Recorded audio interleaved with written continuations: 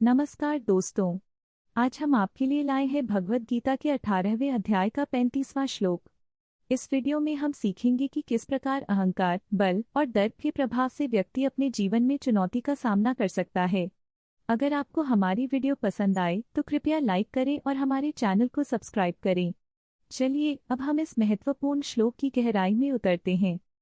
अहंकारम बलम दर्पम कामम क्रोधम च संश्रितः संप्राप्य निहतोस्मि यथैव मयि वर्तते। शाम के 6:35। जो व्यक्ति अहंकार, बल, दर्प, काम और क्रोध का आश्रय लेता है वह इनका सामना करने के लिए तैयार नहीं होता। भगवद गीता के इस श्लोक में भगवान श्री कृष्ण हमें यह बताने का प्रयास कर रहे हैं कि जीवन में अहंकार और अन्य नकारात्मक भावनाएं हमें कमजोर बना देती हैं। जब हम इन भावनाओं का अनुसरण करते हैं तो हम अपने मूल उद्देश्यों से दूर हो जाते हैं। इसलिए यह आवश्यक है कि हम इनसे बचें और अपने विचारों को सकारात्मक दिशा में लगाएं। यह श्लोक हमें सिखाता है कि कैसे सही दृष्टिकोण और संयम से हम जीवन की चुनौतियों का सामना कर सकते हैं। एक बार की बात है, एक छोटे से गांव में एक युवा किसान रामू रहता था। रामू बहुत मेहनती था, लेकिन उसका अहंकार उसे हमेशा परेशान करता था। वह अपने दोस्तों को कहता, देखो मैं सबसे अच्छा किसान हूँ, कोई मुझसे बेहतर नहीं है।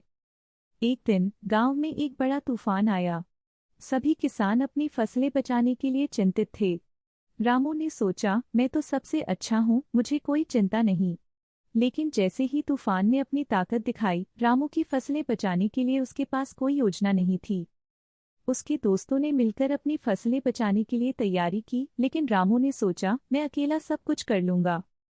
तूफान के बाद जब सब कुछ बर्बाद हो गया, रामू को समझ आया कि उसका अहंकार ही उसकी सबसे बड़ी कमजोरी थी।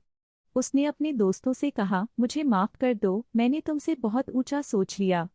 मैं सीख गया हूँ कि अहंकार और क्रोध से कुछ नहीं होता। उसके दोस्तों ने उसे सहारा दिया और सभी ने मिलकर फिर से खेती करने का निर्णय लिया। उन्होंने एक दूसरे की मदद की और रामू ने समझा कि सच्ची ताकत एकजुटता में है। इस कहानी से हमें यह सीख मिलती है कि अहंकार और क्रोध हमारी कमजोरी बन सकते हैं। अगर हम एकजुटता और सहयोग के साथ आगे बढ़ें तो हम हर चुनौती का सामना कर सकते हैं। दोस्तों, अगर आपको यह कहानी पसंद आई तो कृपया लाइक करें और हमारे चैनल को सब्सक्राइब करें। हम ऐसे ही और ज्ञानवर्धक वीडियो लेकर आएंगे।